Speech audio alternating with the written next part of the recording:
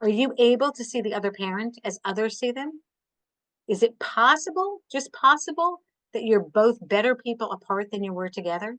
And you're better people when you're not stressed and under a high conflict than you were otherwise? Is it possible? Have you changed? Is it possible for the other parent that the other parent has changed too? I often have parents who say this parent dealt with this issue or this addiction in the past, and that's the way they're always going to be. And yet people change, right? They grow up, they get better.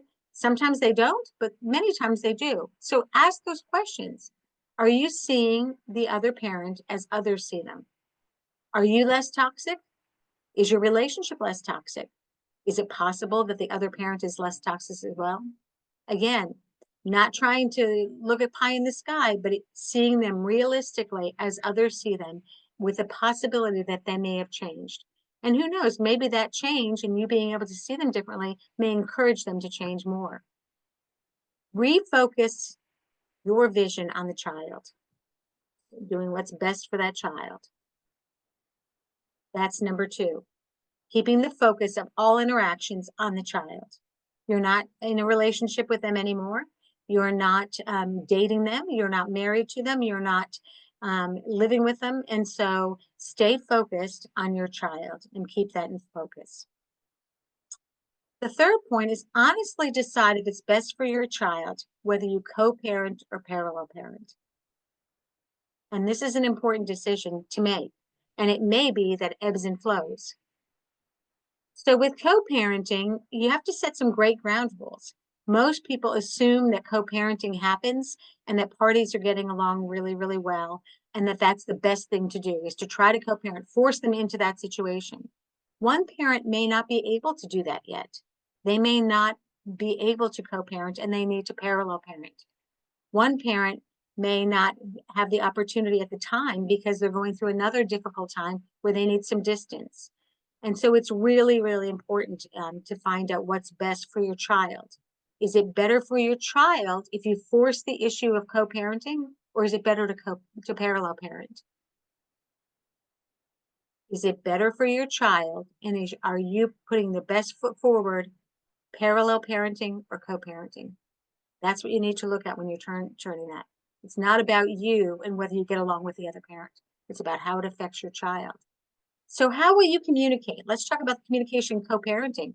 How do you communicate? Do you get along well? Are you able to have civil conversations with one another? Are you able to interact with them without a lot of hostility? Another part of co-parenting communication is being aware of your triggers, right? So there may be things that come up that other party may not be on the same page as you. They may not be as open to changing as you are. And so you need to focus on what your actions are and how it affects your child. Be aware of the triggers. They may throw things back at you that they know are going to get your goat.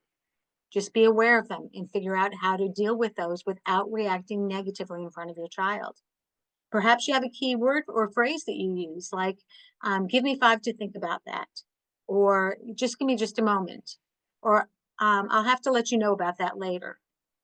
Or when you have a trigger that goes off, say perhaps they show up with a significant other and you find out that either that significant other is pregnant or they're getting married, and that may be a trigger for you, that they're moving on and you've had a hard time doing that.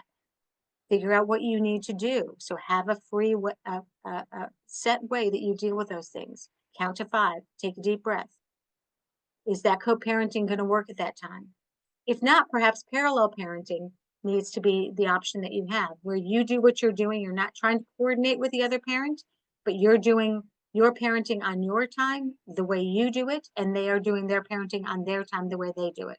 Again, the impact on the child is better than trying to force the issue of getting along. So in parallel parenting, we're looking specifically at what does the court say? You know, what is the current ruling, and what is the focus of what you're doing? What decisions you're making? What does the court say in terms of those decisions? Many times it's not by mutual agreement because you can't agree. So you're doing things on your own time that they do. Can you follow the court order, or does it need to be changed? And who's monitoring in order to prevent damage? It's really important if you're parallel parenting and you're still in a high contentious divorce that you have someone like a parent facilitator or a parent case manager that's watching what's going on and taking some of the emotion out of your interactions and bringing it back to the child.